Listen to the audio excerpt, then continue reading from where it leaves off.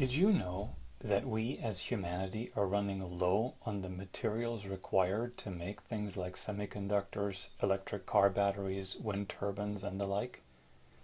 Hear this talk and figure out why and what we can do about it. I'm Patrick Bungert.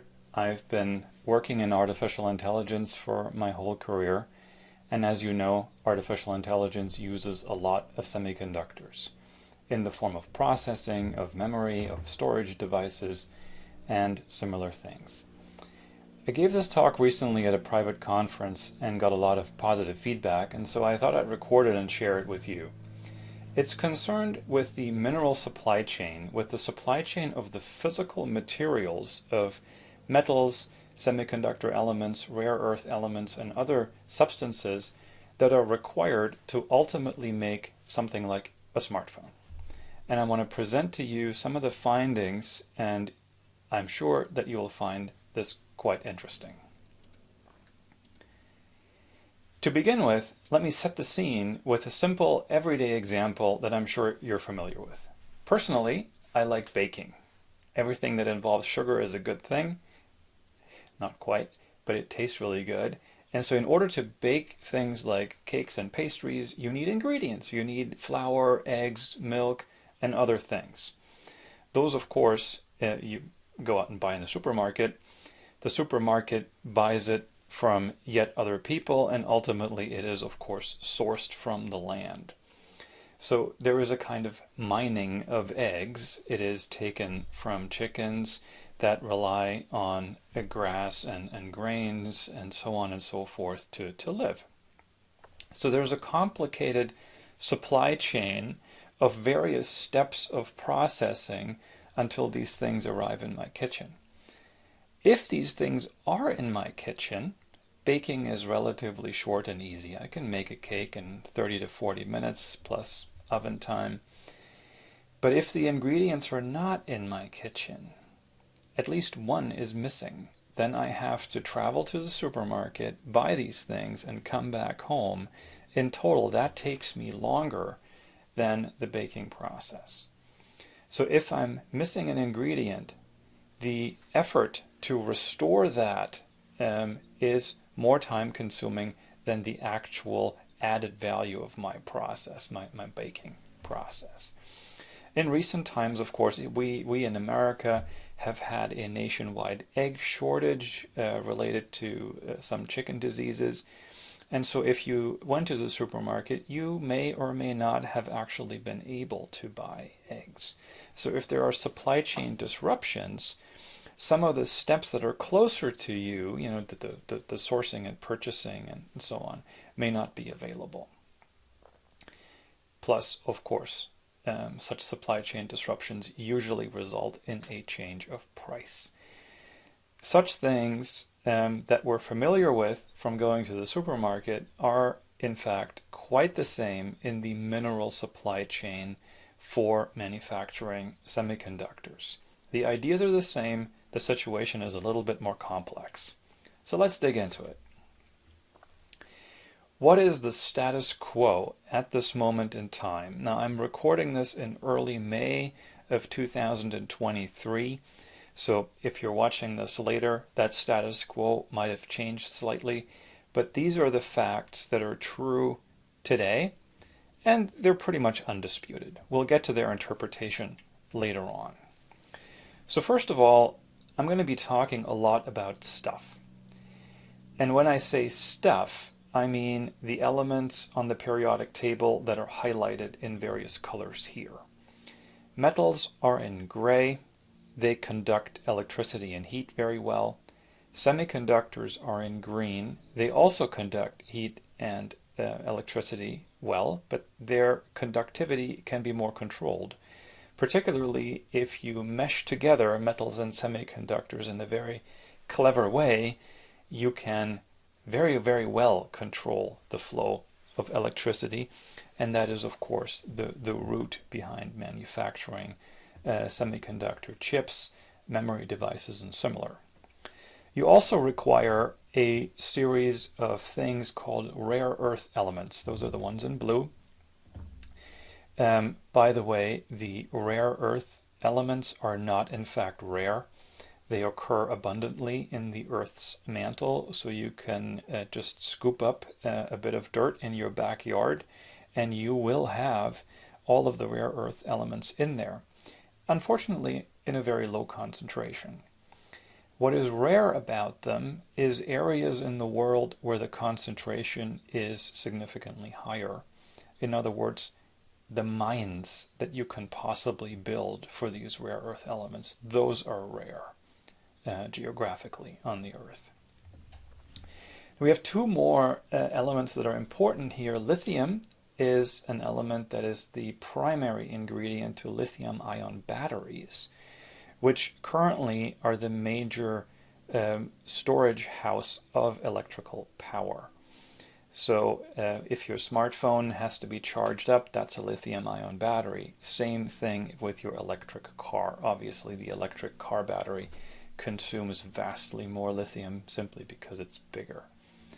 Neon is another element that is required not to be in a semiconductor, but it is required in the manufacturing process, particularly in a process step called lithography, where several layers of metals and semiconductor elements are put on top of each other in order to make a whole chip.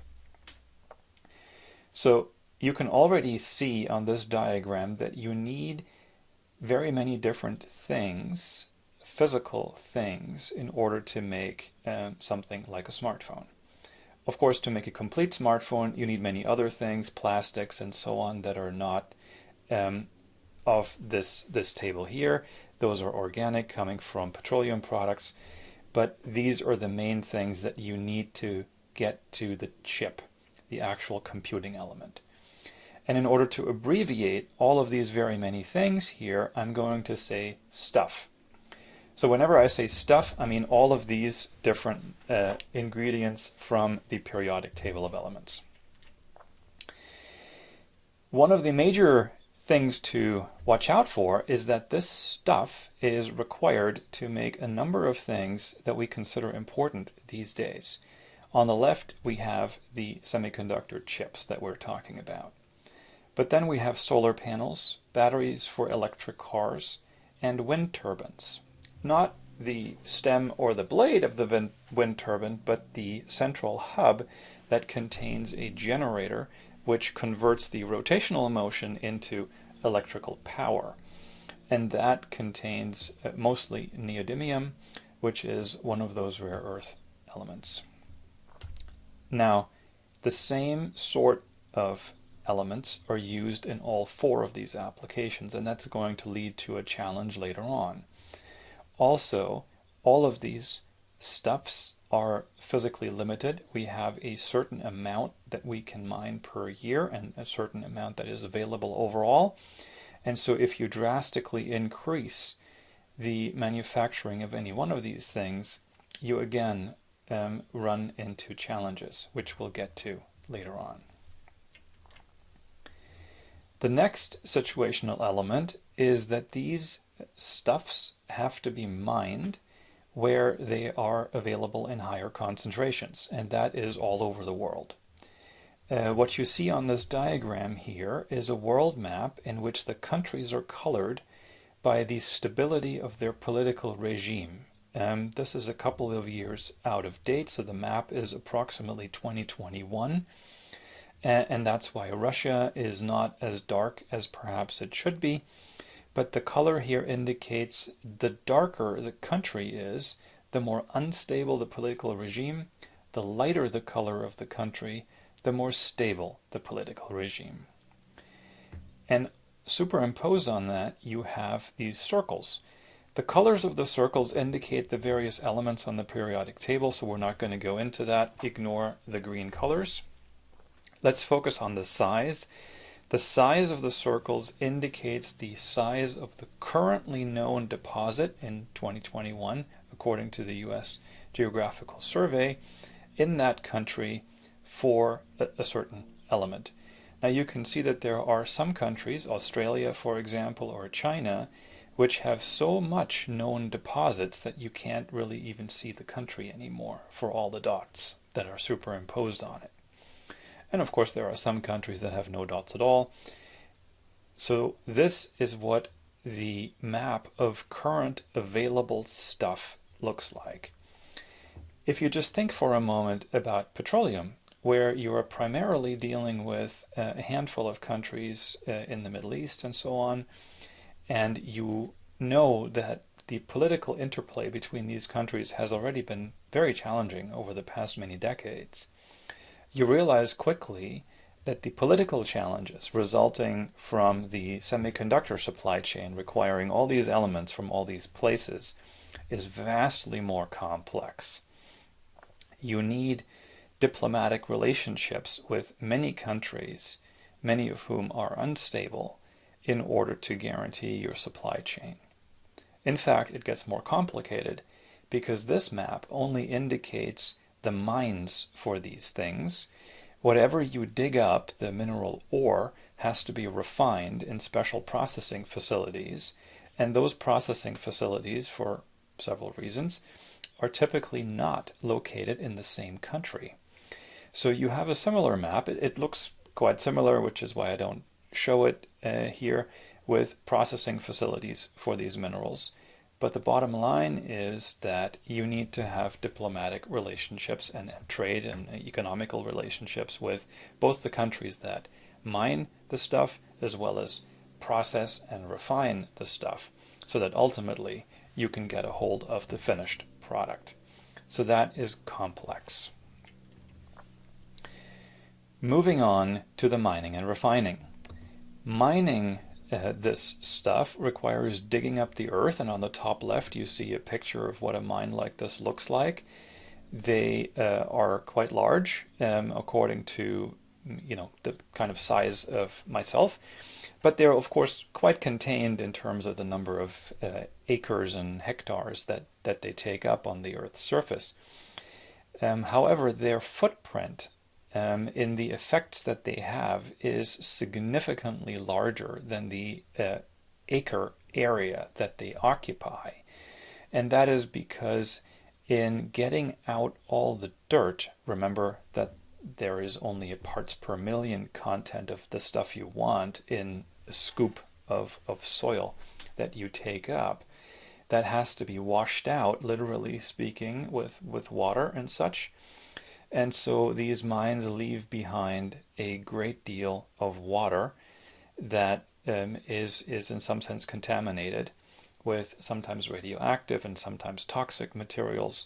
This flows into the groundwater and thereby makes the local population of plants, animals, and humans affected in their health. You can see that on the lower left here.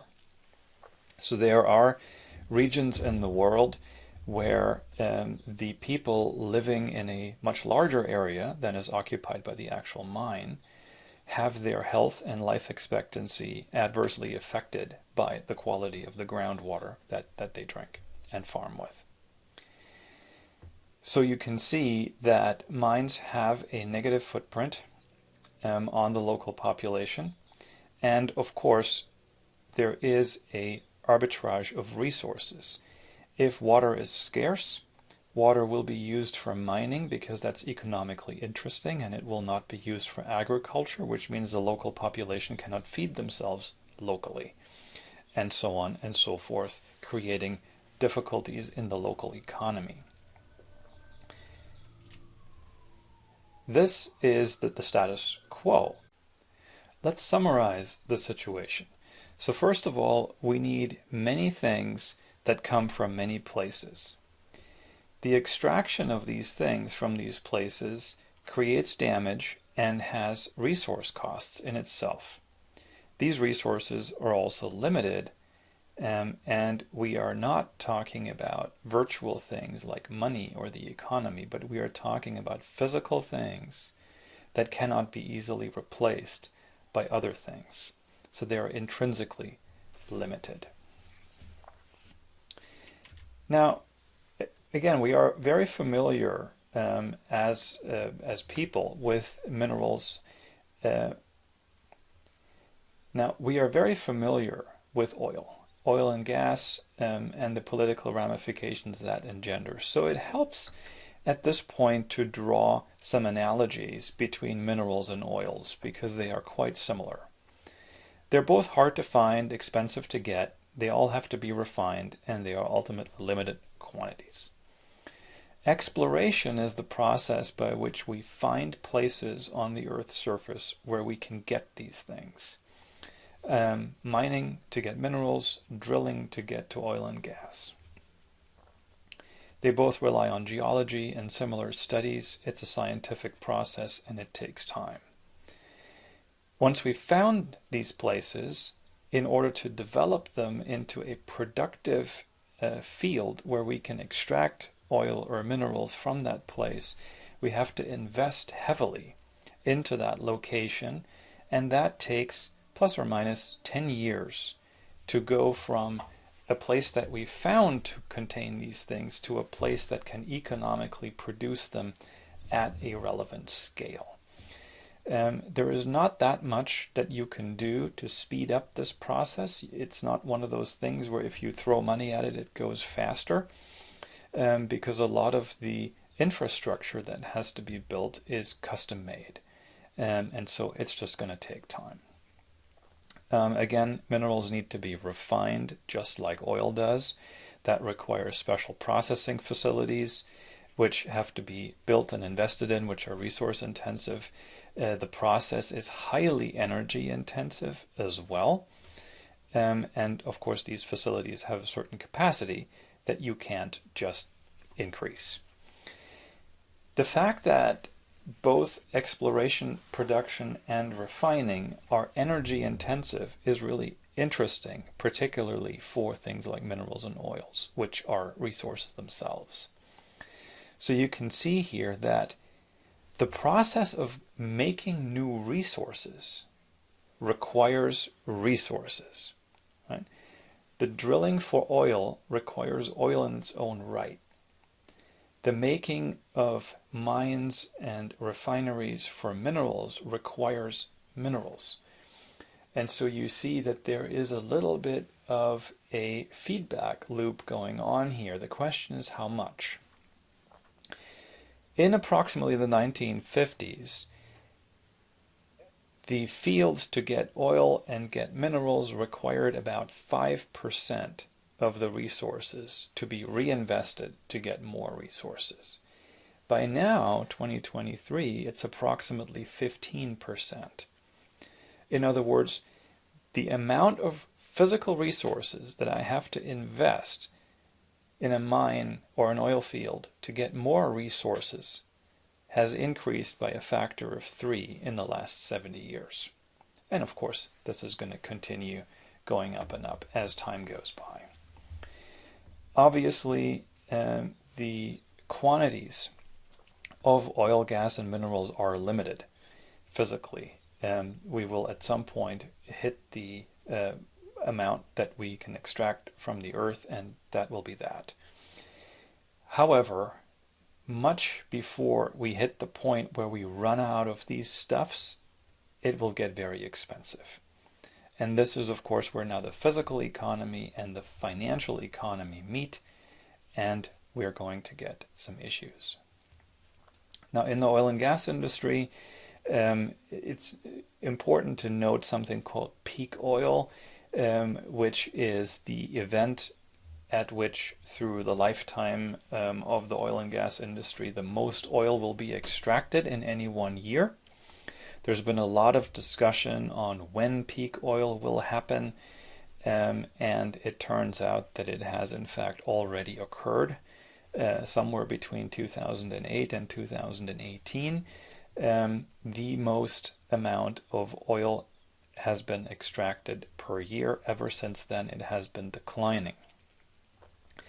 Now, if you look at the official number of the barrels that get produced every year, that number increases. So the companies are wanting to say, actually, no, peak oil has not yet occurred. We're still producing more and more every year. But that is unfortunately not true, because the things that are measured in barrels here are no longer all oil. The classic thing that we refer to as oil, crude petroleum from the ground, only constitutes 60% today of the total amount of liquid production. The rest, the other 40%, are natural gas liquids, refinery gains, and similar things, i.e. not petroleum, coming from the ground. In 1950, 100% of the barrels produced were in fact genuine bona fide oil, right? So that tells you that companies and governments are fudging the numbers, and so it is very important to look into some of these quantities when people say what is being produced, what is still in reserve, and so on, so that we can see just how limited these things are. Now with oil, as we said, things like natural gas liquids and refinery gains and whatnot can compensate to some degree, but of course they have much, much lower caloric value, energy content per barrel than crude oil does. So even though you're producing more barrels, you're not necessarily producing more energy equivalent.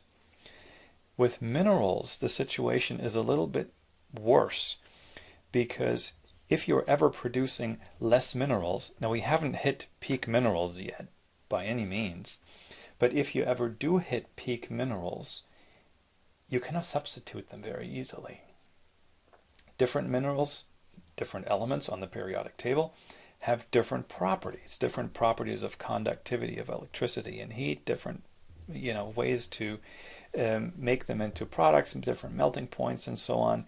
They cannot be easily substituted for one another, and that makes it much more difficult to work with these substances than it does with oil.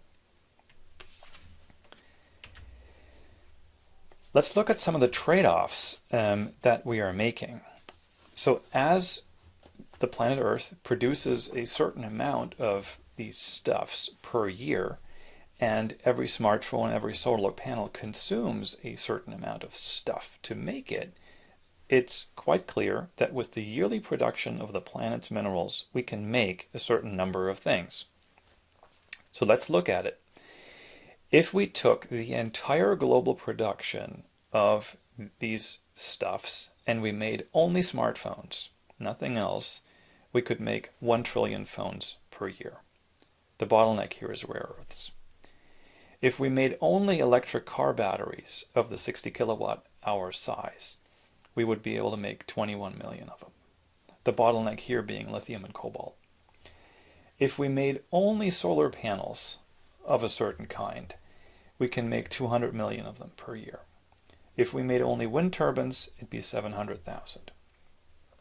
Now, of course, we're making all of these things, which means that you can make less of this quantity per item, given the global yearly production of these things. Now, if you have stockpiles, you can make more in 1 year than another. If you have these elements in your country versus another, you might be able to make more here and less somewhere else. But we're talking about lumping the entire planet into one bucket. You can see, by the way, the name China occurring in every one of these spheres, and that's, of course, another supply chain challenge going forward.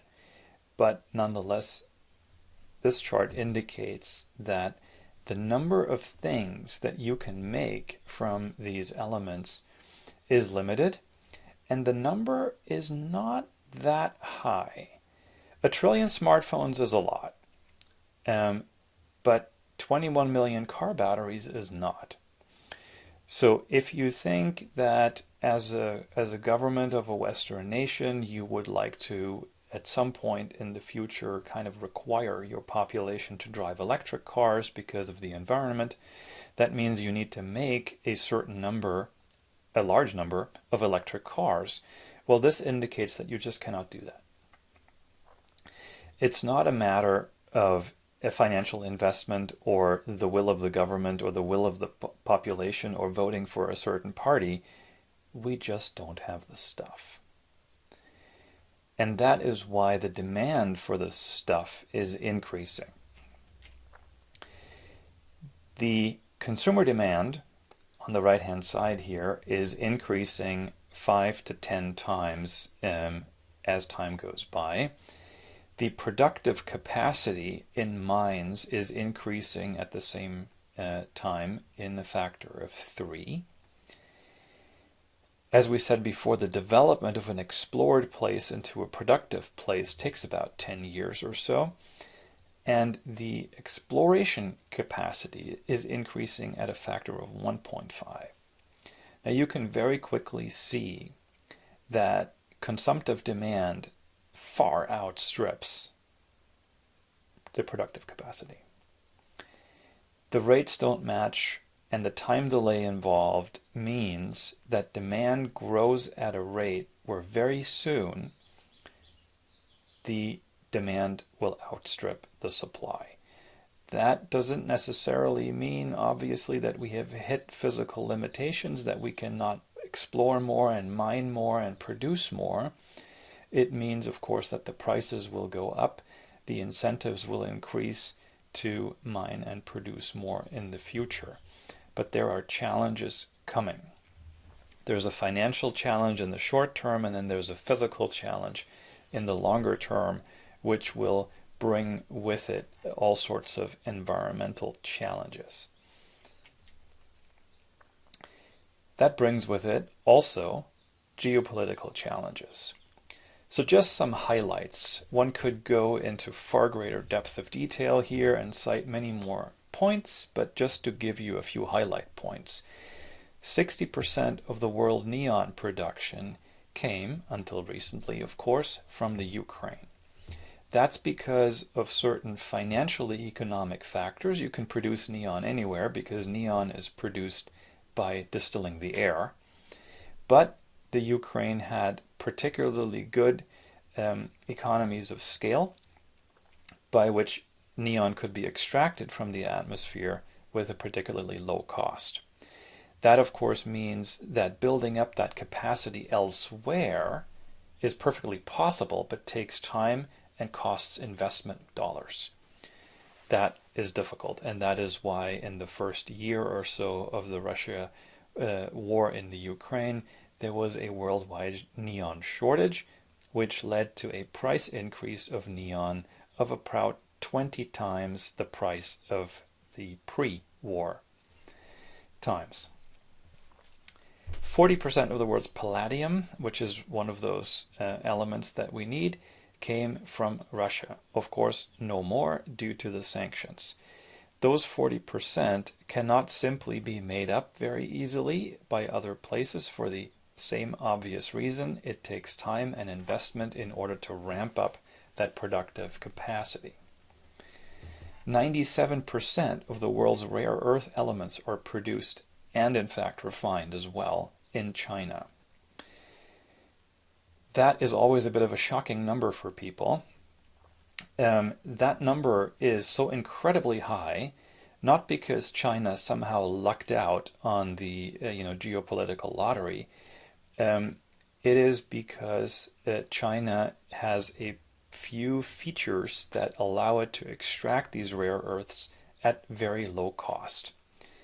The primary two features are it's got virtually no environmental regulation to speak of, and it can use very, very large labor pools essentially free of charge due to its political re-education / forced labor camps.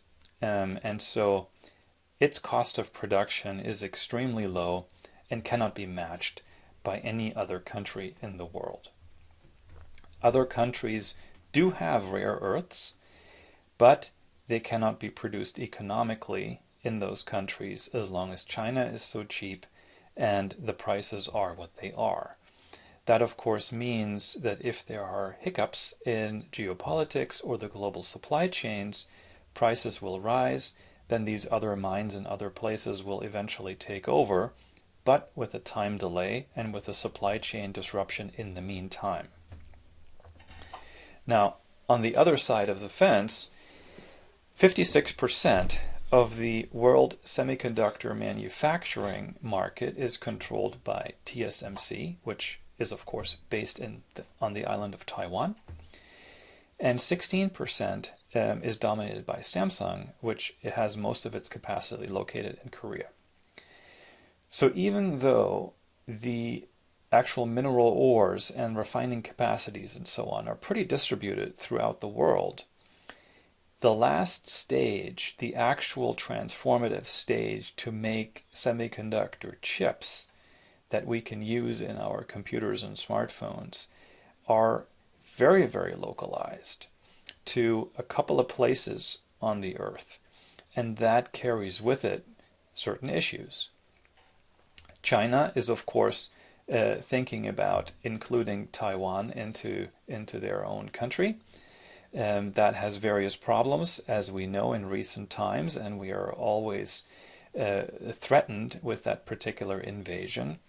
Now, if you recall the 56% world market share in Taiwan, if either China instantiates a trade blockade or actually invades militarily, those 56% will disappear, which will cause another chip shortage that will be unprecedented. At that point, with that action, the global semiconductor market will change in ways that is very difficult to foresee.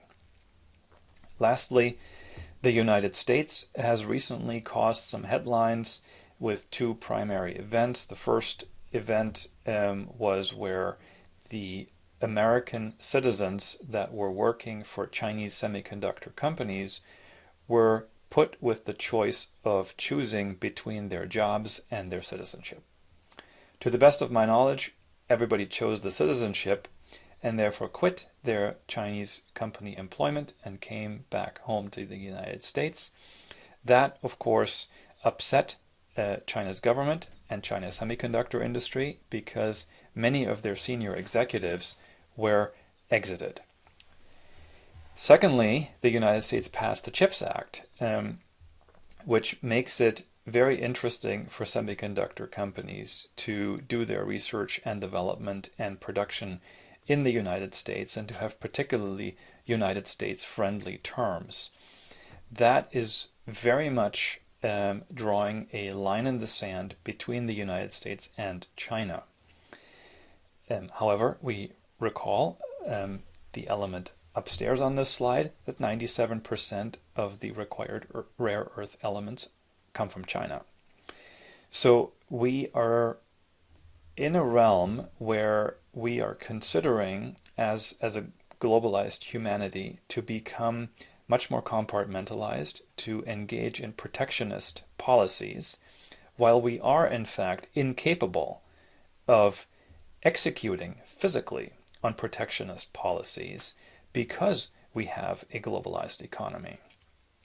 In other words, it becomes increasingly important for countries like the United States and other Western powers to mine and refine all of these stuffs I've been referring to domestically instead of sourcing them from everywhere around the world. We have to shift from a focus on economics to a focus on a more local, physical economy rather than a financial economy. Having talked about all these various problems, we ask ourselves, what are the possible futures that we can possibly engage into? Now, just a summary. We said that the problems of oil that we're much more familiar with apply one-on-one to the problems with minerals. The rates at which things are increasing don't match. The rate at which the consumptive demand for semiconductor products like smartphones is increasing cannot be matched by the productive capacity of mines or the exploration for future mines. So we're facing problems. Already we are having resource wars. The war in the Ukraine is an example of that, by which Russia is at least partially fighting for the natural resources, which include interesting elements like uranium, that are highly present in the Ukraine. So we're having resource wars, and we're going to have resource wars. Right? We talked about the possible invasion of Taiwan as an upcoming one of those. What are the possible futures?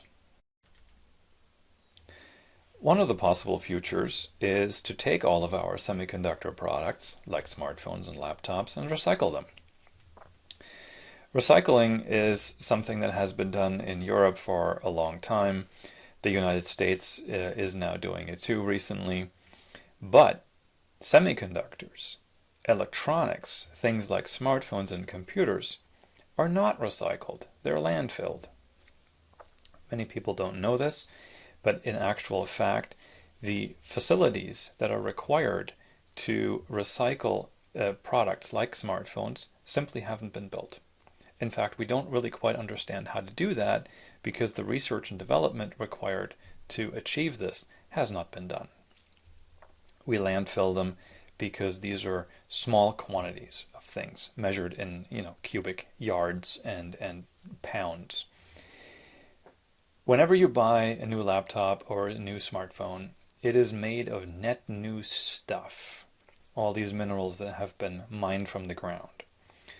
All the facilities that we have to process and refine and ultimately end up with little ingots of neodymium and indium and other elements like this are designed to deal with fresh ore dug from the ground. It is at this moment unclear how to make a facility that you can dump tens of thousands of smartphones into and again end up with little ingots of indium and neodymium and so on and so forth. So recycling is complicated, but could possibly reduce the challenge very significantly because, of course, in the Western world at least, we are a little bit more stable on the amount of semiconductor consumption because you're only really going to buy a new smartphone when you throw away your old one. So the total number of smartphones, at least in the Western world, stays more or less the same. If we were able to recycle the minerals, then we would not face nearly as much demand on mining as we do today. There's a curious concept known as the Mordor economy, coming from the Lord of the Rings, which I find a brilliant term. I didn't come up with it myself, of course, but it makes a lot of sense. As we said earlier, it takes resources, minerals and oil and things like that, to get more resources. And so a fictional economy like Mordor that we meet in the Lord of the Rings is an economy that essentially uses up all of the resources that it has on its land to obtain new resources, which of course is silly, since you don't get anything new if you use up everything to get more. You ultimately create a wasteland. Now, most of us, when reading the books or watching the movie, think that this is a bit far-fetched and, of course, fictional. It is not. In fact, the Mordor economy is not only possible to occur in reality, it has occurred in reality already several times. A primary example, one of several, that one could give is the demise of the Roman Empire. Of course, there are many reasons why the Roman Empire collapsed, and if you read the books, you can come up with 100 and more reasons. But one of the primary reasons was the economy collapsed. And if you look at it in somewhat macro terms, the primary source of revenue for the Roman Empire was conquest. They sent the military elsewhere, took away all the resources that they had in things like gold and silver and people and animals and grains and food stocks and other stuff, and carried it back. The primary cost item on the economy was the military that went out and did this. Now, the military has two primary costs. There is the section of the military that goes out, fights the war for conquest, and brings back all this booty. And then there is the second type of military. You might want to refer to it as a kind of occupation force or police force or something like that, which maintains the borders and keeps the empire safe. So as you expand your empire, of course, the number of miles of border grows, and you require an ever-increasing police force to maintain your border stability. The Roman Empire eventually reached the point where maintaining its borders was so expensive that it matched the income. And at that point, the Roman Empire collapsed because it could not make any net new income by further conquest. It was simply too expensive to maintain what they had already acquired. That is the point at which the amount of resources that it takes to acquire more resources comes to a point where it just doesn't work anymore. So this kind of mortar economy, by which we exploit whatever is on the planet up to the point where we've just exploited to the maximum extent that we can, and we then have a sudden stop. That is possible. In fact, if we don't change our behavior, that is precisely what is going to happen. Now, the other side of the coin, or the other extreme, is what I've chosen to call the Shire economy. This is my term, and just sort of to be funny. The Shire economy is the exact opposite in the sense that this is now a local economy by which we acquire the resources that we need close to where we are. It has one important reason. Prior to the point where oil became the primary fuel for our economy, the cost of any physical good that you purchased was completely dominated. 90% and more of the cost was constituted by the cost of transportation. The actual manufacturing cost was fairly small. The cost of transporting something was so expensive because it required possibly months of shipping and muling and carrying on the backs of people, etc., to bring that good to some place. Now, when we purchase a good today, the transportation costs are very, very small. In many cases, they're even free, or at least appear to be free. And that is, of course, because the externalities of the transportation have been outsourced to the environment and not to our pocketbook via the use of oil. If that were considered, goods would be much more expensive. Which is why, in order to maintain this for the long term, the economy must be local. It has to be balanced. In other words, the resource outflow and the resource inflow have to roughly be equal, at least over the longer term, in order that we do not create the Mordor economy that I was just talking about. In other words, we have to recycle those semiconductors. If we do manage to figure out how to recycle, we can. The bad news about oil and gas is that if you burn them, they're gone. But minerals are not gone. You can transform them into smartphones, and they're still there in the exact same quantity that you started off with. If you melt down a smartphone to make a new generation smartphone, those minerals don't disappear. They're still there. They might degrade a little bit in their purity, and so you might lose year on year a very small percentage of your materials to impurities. But for the most part, those materials do not disappear. Thirdly, that economy would have to be steady state. Many people talk about growth in relations to the economy. Most people refer to growth in relation to money and standard of living and things like that. And implied, to some extent, is a growth in stuff. Right? In order to grow my standard of living, I have to own more things. And more laptops and more smartphones and more electric cars and more televisions in my house and so on and so forth. That will have to be a thing of the past. The amount of material possession per human will have to level off in this economy because the source materials are limited.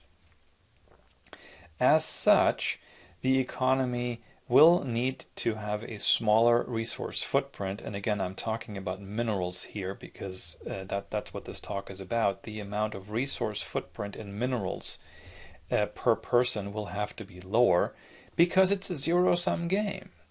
Again, the total amount is limited. If I get a kilogram of neodymium, then you lack that kilogram for yourself. There's a total amount. And so there's only so much to go around. So what can we conclude after some of these difficulties? First of all, the governmental targets that have been set on producing a very large number of electric cars or solar panels or wind turbines are simply not possible. Again, I'm not talking about finances or political will or different lobby groups going against each other. I am talking on the basis of physical limitations of the amount of stuff that this planet has in order to manufacture these things. There are some things that cannot be willed or paid into existence. There are some things that have to physically exist, or they are not going to. And this is one of those. Now, the cost of extracting increases very sharply as the concentration of particular minerals in the environment go down. So raising the first few tons of any particular material is relatively cheap. Raising the next few tons is going to be more expensive because I'm going to have to mine in places where the concentration is lower. And the amount of effort I have to put in is higher. And that's why the amount of resources that it takes to make more resources goes up over time. And that, of course, is reflected in financial prices as well. Secondly, the access to mineral resources are going to increasingly be a geopolitical problem, which will have to lead to political partnerships and which will lead to political conflicts. Semiconductors will become a matter of national security. Now, we know that these things have already happened. Again, the war in the Ukraine is in part a resource war. The CHIP Act of the United States is effectively making semiconductors into a matter of national security for the United States. These visions I'm painting here are not visions for the future. They have already occurred. The prices for these raw materials and the goods that are made from them will be increasingly volatile. Again, we've seen this in the recent war through the Ukraine, which wildly increased the prices for a whole bunch of resources like this, above all neon, of course, because, again, 60% of the world market came from the Ukraine. But this is just an example to highlight that price volatility will increase very much as prices go up and down based on these political conflicts.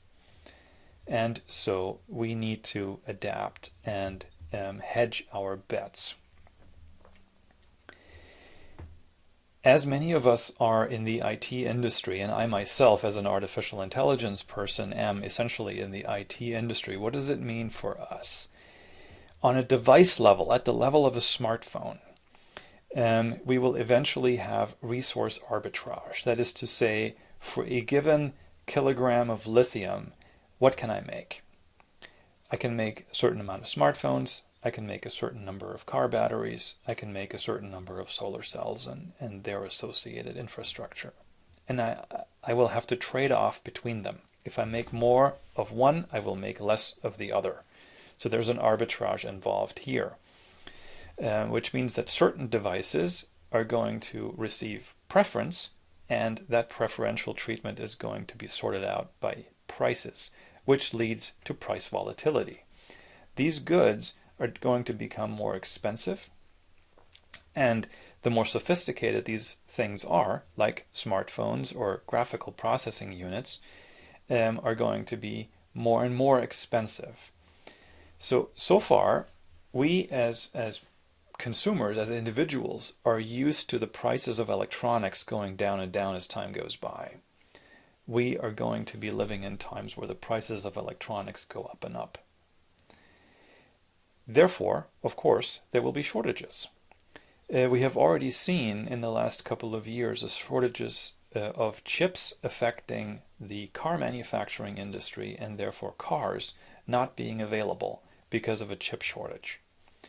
So we will hit the point where even economics reaches its limit and physical limitations take over and cause finite limits. Now, going one level up at the level of the data center, which is no longer an individual thing but a corporate thing, access to the devices, to chips, to GPUs, to memory and storage chips will become privileged to data centers. Because data centers buy more, they have economies of scale rather than the individual that doesn't have the economies of scale. So if there's a certain number of chips available, they will principally go to data centers. That means more people will want access to the cloud. That's what data centers are. Data centers are the backbone of the cloud. So more people will want to go there because they can't buy this stuff individually or on premises. But that means that the access to the cloud has to become more costly and more privileged. What we have already seen in the last couple of years again is that the pay-as-you-go strategy has effectively disappeared. So you used to be able to go to a public cloud and request an on-demand instance for a certain number of GPUs and CPUs and get that instance right now. That is no longer possible. It is because many companies have signed dedicated contracts and the number of computers available is limited, and therefore the people who come on demand are second-class citizens and effectively no longer served. At the level of the economy, I believe that the growth in the technology sector will be depressed by these shortages and prices.